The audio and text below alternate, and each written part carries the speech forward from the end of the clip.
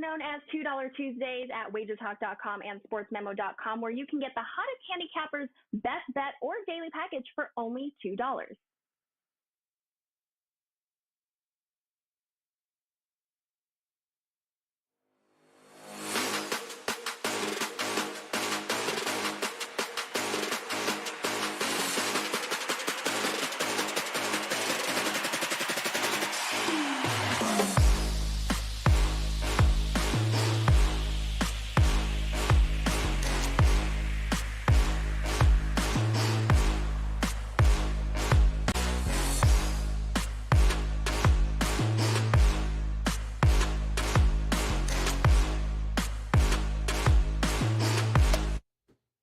Hey guys, welcome in on a very happy Tuesday now as we get ready to say goodbye to February 2023 and we get to welcome in the madness. It is almost upon us, the month of March, all sorts of fun stuff going on in college hoops. We got to finish up the regular season first. We do have a whole lot of mid-major tournaments already underway, 40 games in total tonight on the card. We're going to break down a few of them, see if we can find a couple of edges for you, and we're going to do it with three of the best over at WagerTalk.com as we welcome back in Marco D'Angelo in the house, ready to roll here, as is Adam Trigger. Finally, not in a gym near you.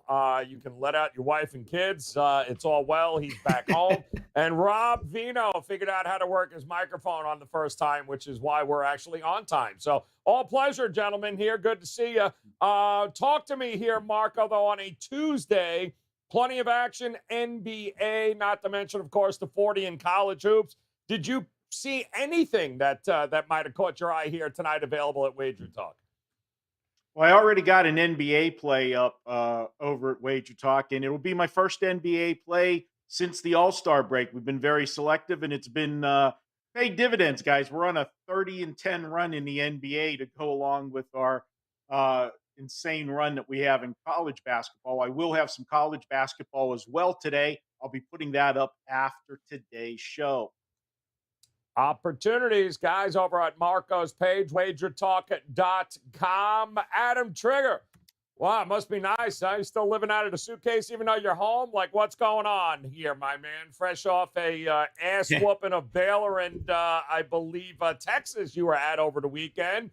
What's on tap for you here tonight? Yeah, no, I've got a 5% play. It's the only play I have for tonight. Joe, after that, I'll probably be in bed because I'm exhausted. I went to 3 games this weekend. Made a pit stop in New Orleans on my way home. That was awesome. Tulane is awesome. Like, that's a great gym. You've never been down there. Joe, I don't know how they don't get it's a 4,000 seat gym. It's probably about 2,500 at the game I went to against Wichita State.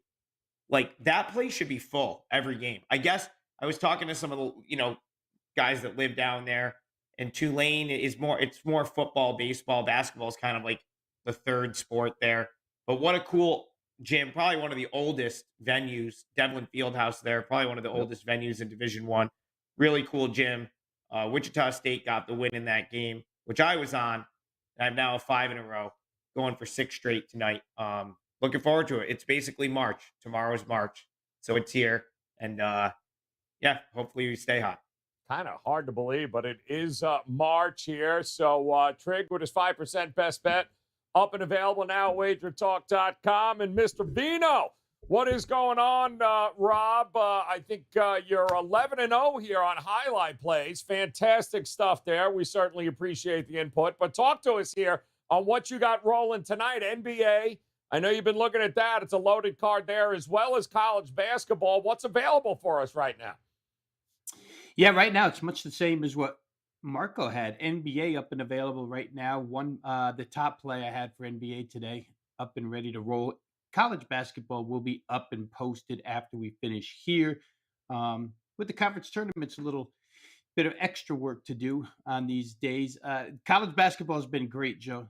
73-46 now, up 68 units of profit. So it's been a really, really nice season. Winner last night with the Iowa State game over the total. never going to complain with that late game scoring when you need an over, couple of threes, couple of free throws helped out. But we'll look to continue it today. Once again, NBA's up and available, the best bet, and we will have college basketball to come. All right. See you guys. Opportunity presenting itself over at WagerTalk.com.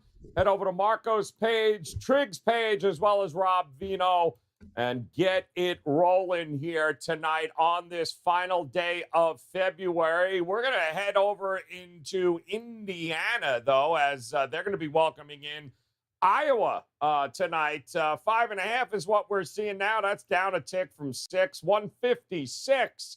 That number got steamed up a little bit this morning here in the total area. 7 o'clock Eastern time tip-off here.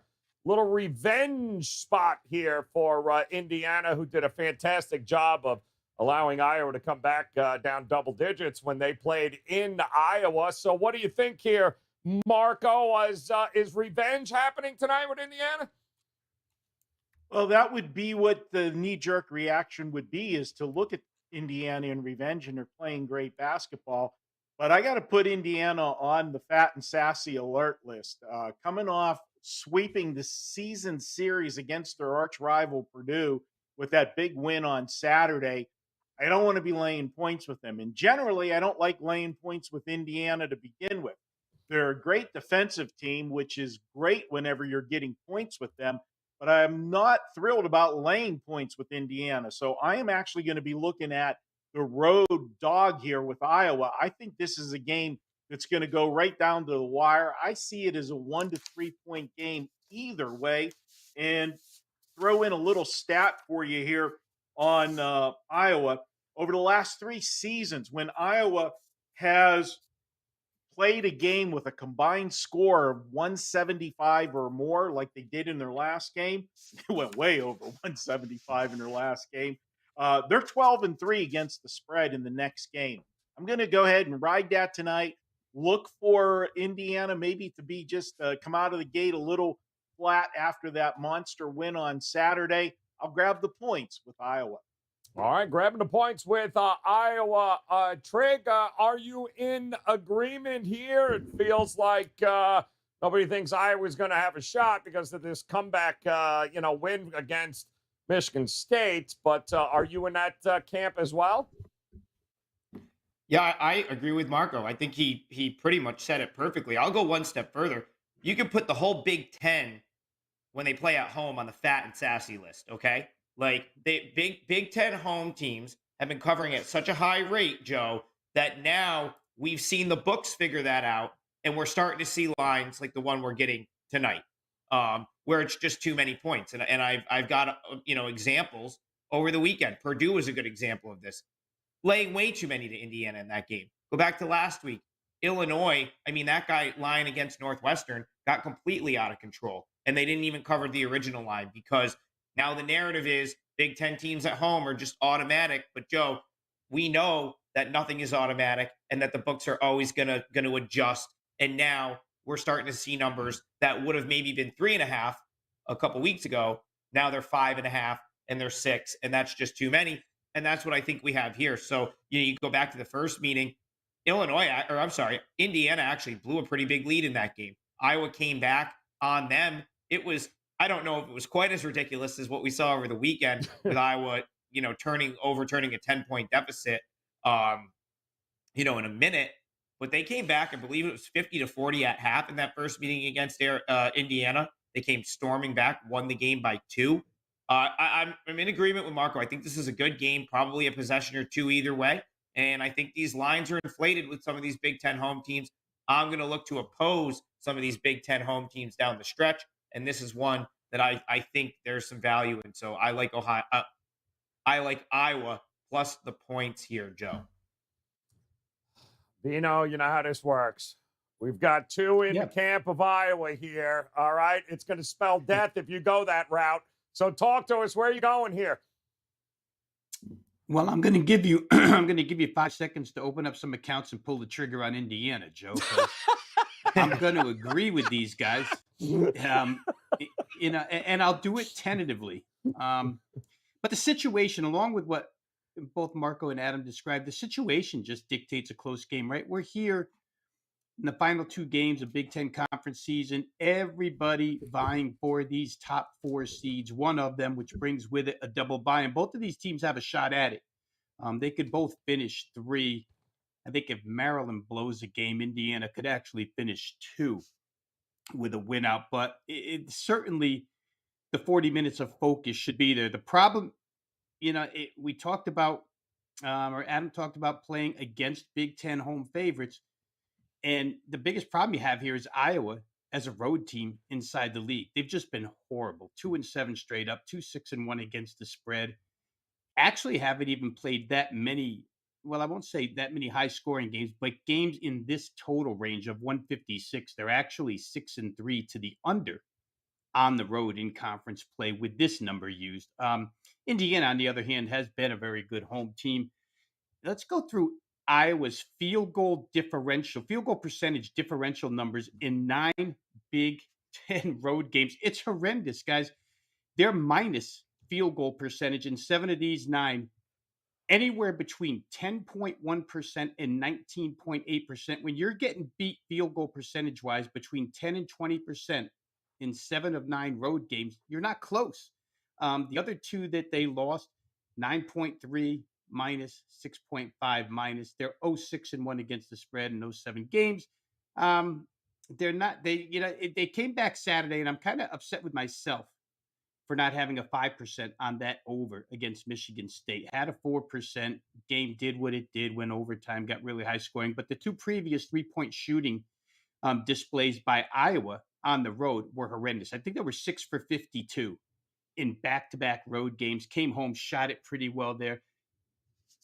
Fran McCaffrey, the head coach of Iowa, said he liked their shot selection. And in watching the games, you can't really argue with how open the threes were. They just weren't making them. We'll see if they make them on the road here in Indiana. 2 of the top 3 tempo teams in the league, so you probably get some pace to the game. The discrepancies, though, are blatant. Indiana home much better than Iowa on the road inside conference, and Indiana defensively much better than Iowa defensively. There's an opportunity here for maybe a 5 or 6 minute segment where Iowa's defense goes awry and they lose the rope and they don't get the cover. The home floor obviously is a big advantage, but I'm still going to stick to the situation. And I'm going to say that the situation just means more here, and laying 5.5 against a team that really is every bit the same as Indiana personnel wise. I mean, you're relying on the Hoosier hyphens, right? Trace Jackson Davis and Jordan Hood Schifino. Those are the 2 guys you're relying on for Indiana. The other side, a little more spread out with the scoring and the shooting. So give me Iowa plus the 5.5.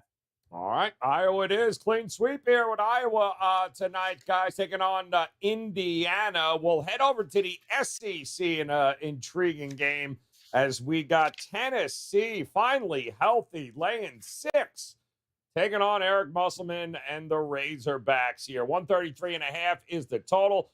Nice Tennessee win, Marco, 84-45. I was disgusting with myself, but I did lay the 21.5. So screw you, South Carolina. And now, well, this is a different animal coming to town here in Arizona. Great game. One could argue they should have beat Alabama in that last game, but they didn't. So what do you think we get in this one here tonight with Tennessee laying 6? Yeah, 2 things are in play in this one, and we're going to start with the first. Obviously, Arkansas is coming off a mammoth effort on Saturday. I was on them Saturday for one of my plays against Alabama and just felt that, Alabama, with all of the distractions going on right now, laying points to a hot club like Arkansas was just too many points, and Arkansas took them right to the limit. Now, with that said, I always like to look at these big dogs that play those big games like that and just miss. I feel that, use the old saying, you can lose the same game twice, and that's in play here. They came so close against number 2 Alabama on Saturday. Now they're right back out on the road a couple days later, playing another game and playing a Tennessee team that obviously was not playing well. They had lost 4 out of 5. But the reason for that was Tennessee was without 2 key players. Saturday, we saw one of those key players come back James returned to the lineup on Saturday. And not only did he return to the lineup, he was the leading scorer for Tennessee, scoring 18 points. Now, I know people are going to be quick to say, oh, that was South Carolina, though. Yeah, it was South Carolina, but they beat them by 40 points. So, this is a different animal when they've got all hands on deck. They're still missing one more piece of the puzzle. And as he has been for the last several games, listed as questionable, game time decision. So we'll have to wait and see what happens. But I like Tennessee in this spot because they did get one of the key components back and Arkansas in the spot. Now, I've got a couple trends here, but I'm going to make you wait to hear those trends on Tennessee because it's going to be my best bet later in the show. Ooh, all right. Teasing it up here for just a few here, guys. We'll get those trends, but Trig, you and I talked about Arkansas getting Nick Smith Jr. back here, and we said give it a few games, then we'll start to see what kind of impact the kid makes. He's pretty good. Arkansas is pretty good with him. Feels like a lot of points here, but are you buying Tennessee here now that they're healthy? So, Joe, this is tough for me because as you know, I've been super high on Tennessee. I've got my Tennessee ticket from the beginning of the season, 30-1 for them to win it all.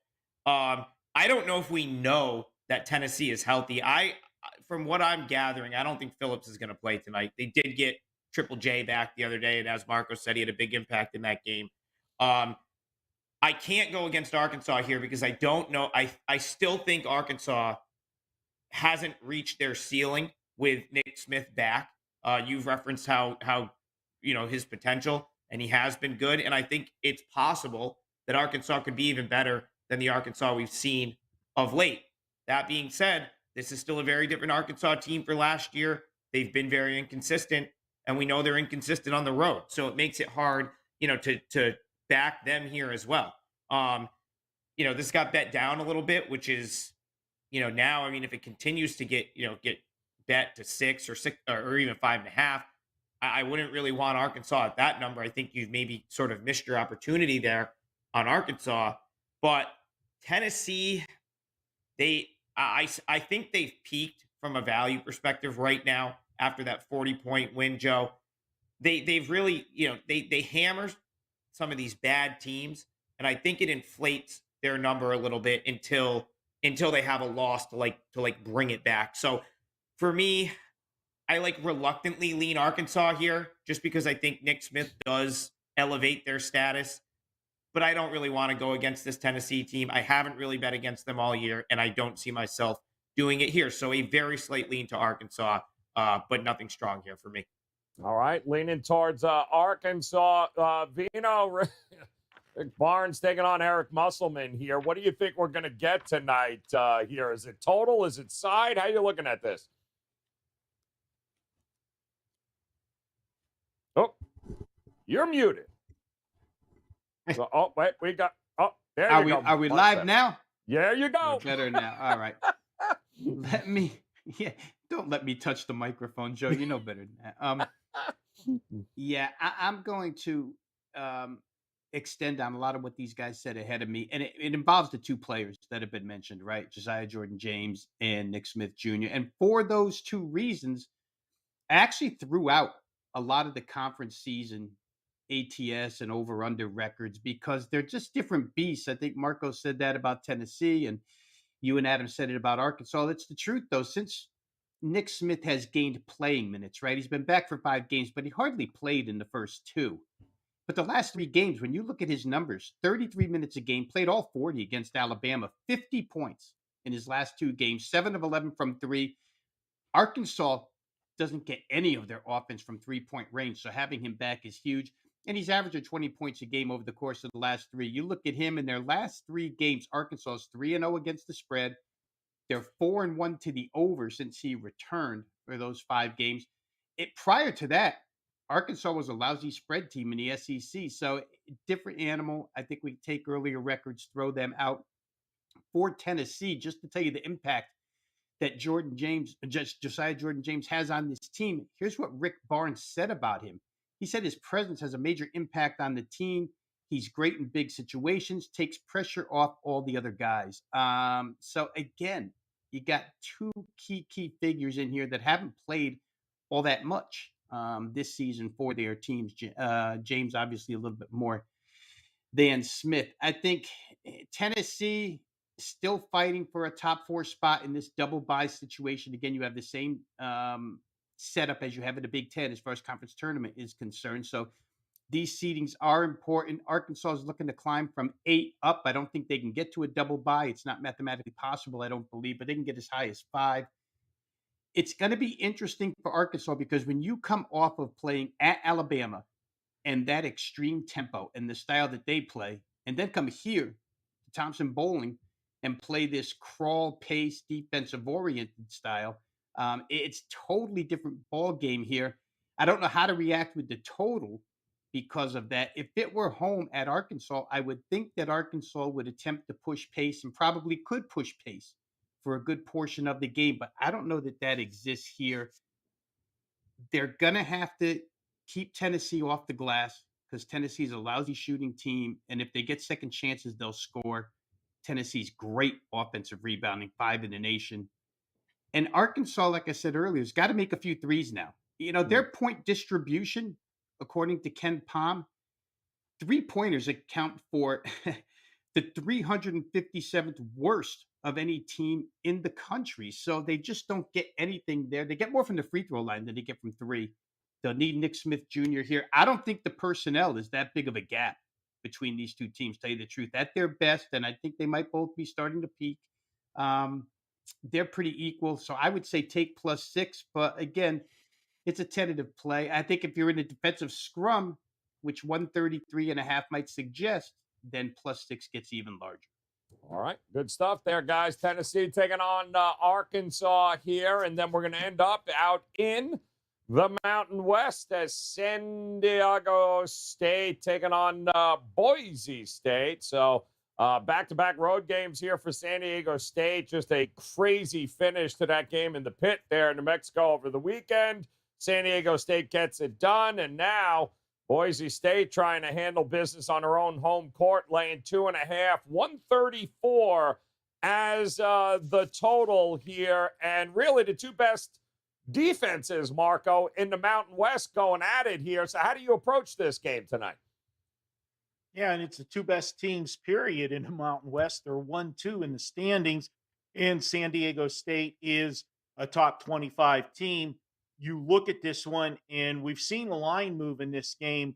The overnight line opened up at -1 Boise State. We're seeing 2.5s across the board. I've even seen a couple 3s pop up as this continues to rise. And the reason it's rising is this fits one of the popular angles that everybody's talking about this year in college basketball. And the angle that I'm talking about is when you get a ranked team playing an unranked team, and the unranked team is the favorite. It's been like, money in the bank. It was hitting at a 65% clip. Now, in the last 10 days, we've seen it cool off a little bit. And one of the reasons it's cooled off is Adam made mention earlier, the books adjust to what's going on. And they're making you pay a premium for this because all the shows like us and around the country, all us talking heads are sharing all the information and everybody's jumping on board. Case in point, last week, and this was one of the games that Adam mentioned. He mentioned Illinois last week when the line went from 5.5 to 7.5. That was this same angle. You had a ranked team versus an unranked team. You had it with Creighton against Marquette. Creighton failed in that spot. Saturday, your Oklahoma State Cowboys got me, Joe. They got me good there with that one. Same thing, but we saw that line move from Oklahoma State -2 up to 4. And that's what you've got here. I do lean to Boise State. They're 13-1 straight up on their home floor. San Diego State has a 2-game lead in the conference standings.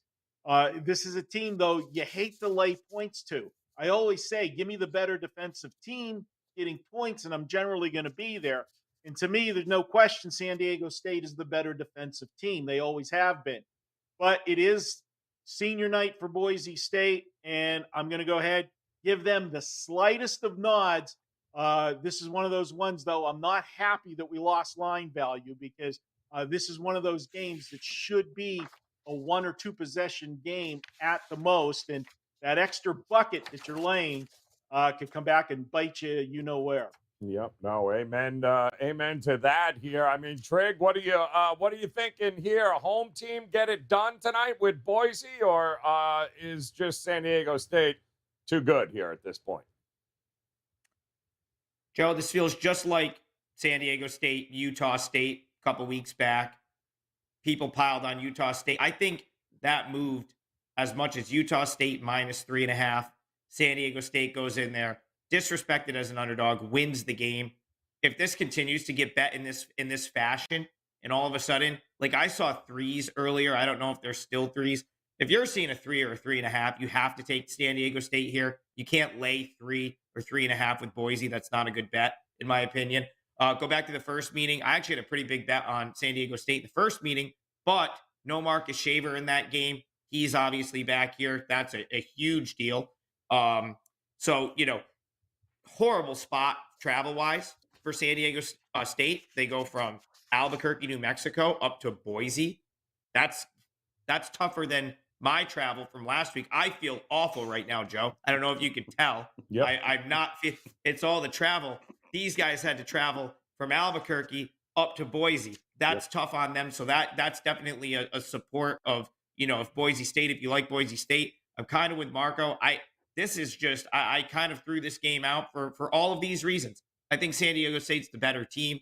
I think San Diego State could even be better than what they've shown us so far this year. Like, I don't think it's a stretch to say San Diego State might be playing on that final weekend, or at least with a chance to go to that final weekend. They are that good, in my opinion. There's no way I'm going to fade them as an underdog, but I do see sort of the spot and how it could play out in Boise's favor here. And of course, they have Marcus Shaver in this game. They did not in the first game. That is a big deal. So again, if it got to 3.5, I would probably take San Diego State, but I won't have a bet in this game. All right. You're gonna sit on the fence there, remain neutral, see what happens in the market. Yeah. Rob, neither of these two teams is going to be in a rush to do anything here. They both can play defense. How do you approach this one tonight? Side, total, what are you looking at?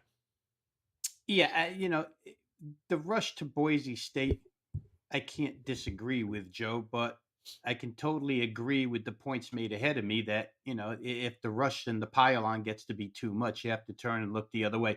For San Diego State, not only is it horrible travel, but I mean, that victory against New Mexico Saturday was nuts. A 3-pointer at the buzzer.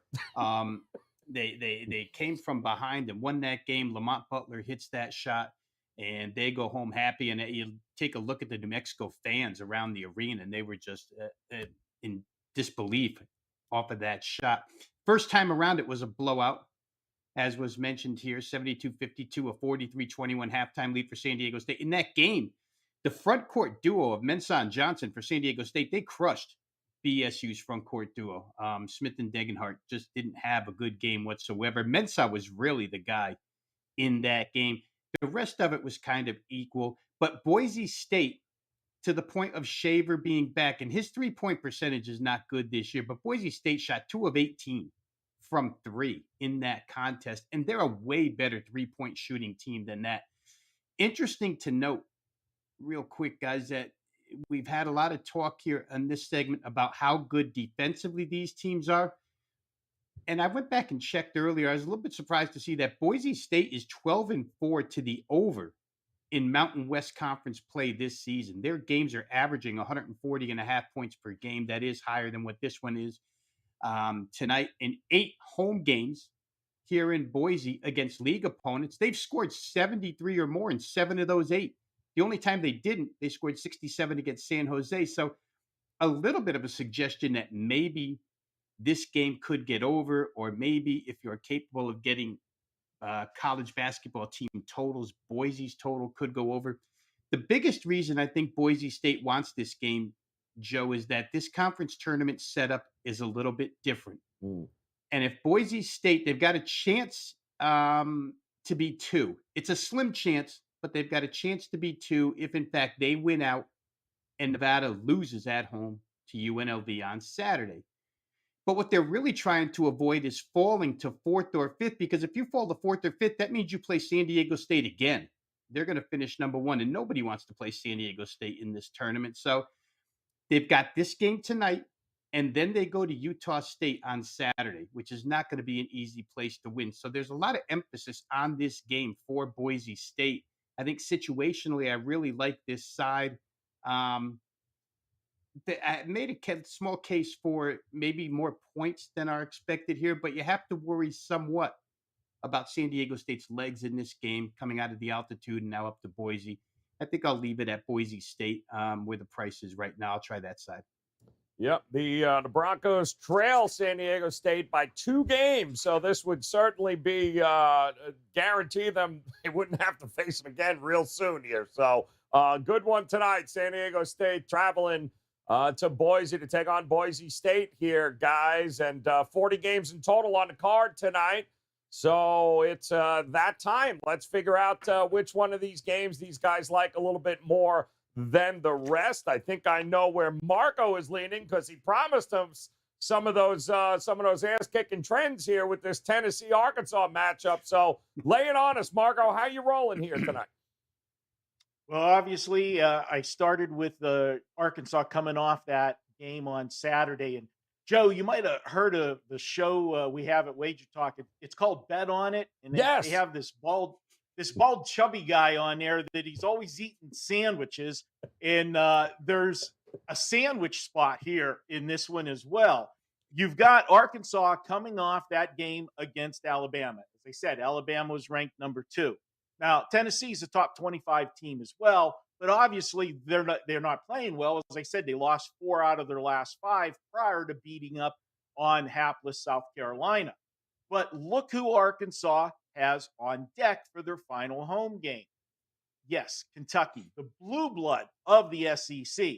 So that is a great sandwich spot, and I'm sure if this was bet on it, that fat guy would be eating a sandwich right now. Yes. And so I'm going to go with Tennessee in that respect. But then I dug a little deeper and I come up with a couple angles here. You've got Tennessee 15-5 against the spread at home the last 3 seasons when they're coming off a game in which they held their opponent to 60 points or less. And over the last 2 seasons, if they're at home coming off a 20 or more point win, as they are, they're a perfect 6-0. And you talk about the defense with Tennessee. Well, they're turning things up. 3 of the last 4 games, they've held their opponents to 39% or less shooting. This is a team, I think, getting the player back, getting James back, and heading into the SEC tournament next week. They're gaining momentum. They're going to close it out at home with a big win tonight. I got Tennessee as my best bet. Tennessee getting it done, and he might have one of those very rare but unique chicken wing sandwiches somewhere along the way here tonight. Talk to me, Trig. Which way are you rolling here tonight for a best bet? Best bet for the show, Joe. I'm staring at it. Haven't bet it yet, but just like Fran on Saturday, giving it a good look.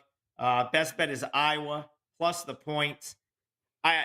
We talked about it earlier. I think these Big Ten these Big Ten home teams are getting inflated. I want to say specifically the ones that are favored are getting inflated just too much here, Joe. And this is one of them. These 2 teams are relative equals. They played earlier this year. Indiana had a lead in that game, blew the lead. Iowa came back and won. You talk about Iowa maybe in a letdown spot after a big comeback win over the weekend against Michigan State, overturning a 10-point deficit in about a minute. But I think that could almost give them some momentum. And I think it's overshadowed by the potential letdown for Indiana having just beaten Purdue again. So here, it just comes down to the number for me. There's no reason, I get it, Iowa doesn't have great numbers on the road, but they've got a couple road wins. And I don't think it's unreasonable to think that they can hang around in a game where it's clearly an even matchup for them. And I would go as far as to say favorable matchup for them. So I just think that this 3 weeks ago, Joe, this is probably -3.5. Now, because this narrative has been created, Big Ten teams at home can't lose. It's -6. That's too many. I like the Iowa Hawkeyes. I think they ride that wave of momentum here into a respectable performance. Not sure if they win, but I do think they probably get the money. So I'll take Iowa +6, wherever it's at now, plus the points as my best bet for the show. All right, there we go. Iowa it is for him. And Vino, which one of these games on the card are you looking at here tonight? Well, I'll make it so that the listeners can have a piece of all three of the games that we talked about here, Joe, because I'm going to go back to the final game, the Boise State-San Diego State game, and I tried to skirt around it without giving it away, but I think you have to shorten this one up and play Boise State first half. Oof. There's a revenge motive, obviously. 20-point loss the first time around. Player back in Shaver, which was mentioned by Adam, so they'll be at full strength. The situation, as I said earlier, just dictates desperation for Boise State. They've got to avoid that 4-5 spot in this conference and avoid San Diego State inside this upcoming Mountain West Conference tournament. I think San Diego State's travel, which also was mentioned here, probably affects them right out of the chute. Remember, it's a senior night in an electric arena.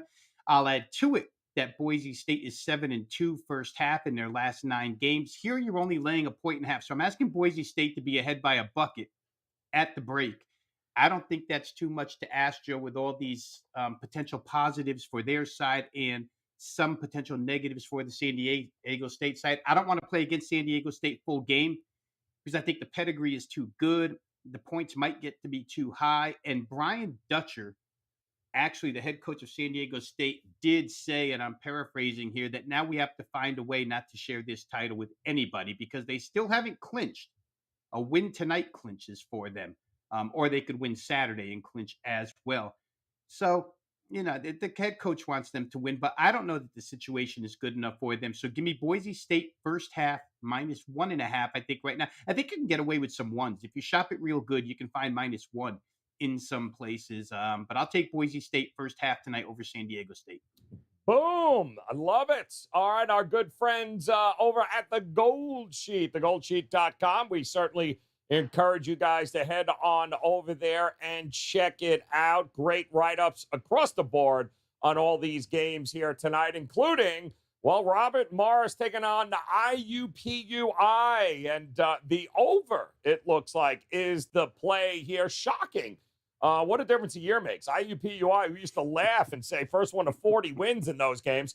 But nope, not this year. Not this year. The first 2 meetings of this season landed at 147 and 156 points. The over, by the way, 16-6 in IUPUI's last 22. And the defense, number 360 in efficiency and number 355 in effective field goal percentage. The bottom line, guys, is if it ain't broke, don't fix it and don't anticipate anything different. Go over with IUPUI here tonight, taking on Robert Morris. All right, I've been looking to back this team for a while now, and it has finally come to fruition, and I'm going to keep backing them because I don't think people realize just how awful this Seton Hall offense truly is. I am not getting in front of this Villanova train, and anybody who does, best of luck. Not me. I got to lay a point here. We already saw this back on February 11th, by the way. Nova with Justin Moore back in the lineup is a completely different animal, and you're asking Seton Hall to be better at Villanova's game, and they're not. Their offense is atrocious, so is their three-point shooting, and that's all Villanova's going to force them into is taking three-point shots.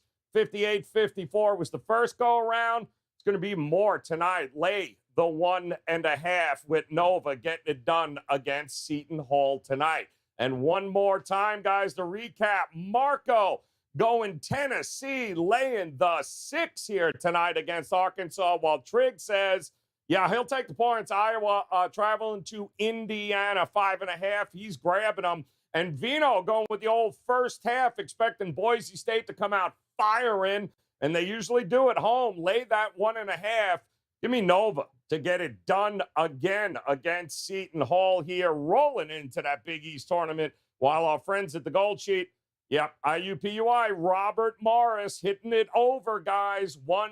38.5. And as these guys told you earlier, best bets are locked and loaded. Marco already in the NBA, ready to go. He'll have a couple of college plays as well on his page over at WagerTalk.com.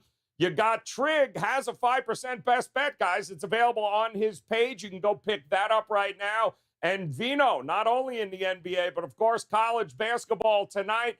Plays galore, guys. Plenty of opportunities to make this one hell of a profitable final day to February 2023. That is right. March just around the corner here, guys. Make sure you come back and join us tomorrow. We start a new month and we get ready for the madness, which is coming, and it is coming for college hoops. So until then, on behalf of Marco, Rob Vino, and Adam Trigger, we appreciate the time, guys. Best of luck with all the plays tonight. We'll talk to you again tomorrow. Good luck.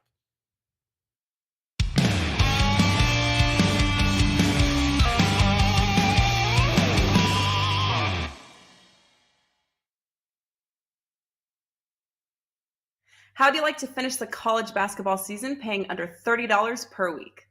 Between now and Selection Sunday on March 12th, there's still tons of regular season college basketball action to go. Plus, all of the conference tournaments and WagerTalk and Sports Memo are announcing their March Madness Bonanza special that will include the rest of the college basketball regular season, conference tournaments, NCAA tournament through the national championship, and any plays released in the NIT or CBI tournaments. That's right, from Monday, February 27th through Monday, April 3rd, there are 5 full weeks of hoops action, which breaks down to under $30 per week. Sign up for this promotion now on your favorite handicapper's homepage and get the rest of the college basketball season through the national championship in Houston on Monday, April 3rd, plus all non-March Madness tourneys, including the NIT and CBI, all for only $149. That's under $5 a day for one of the best betting experiences in sports. Some call March Madness the most exciting time in sports betting, so act fast as the March Madness Bonanza special is only available for a limited time. Grab your favorite college basketball handicapper, or perhaps add 2 or 3 college hoops experts to make this March Madness not only exciting, but also profitable. No coupon is needed. Just head to the homepage of the handicapper of choice and lock the $149 price in now. As the earlier you sign up, the more days you receive.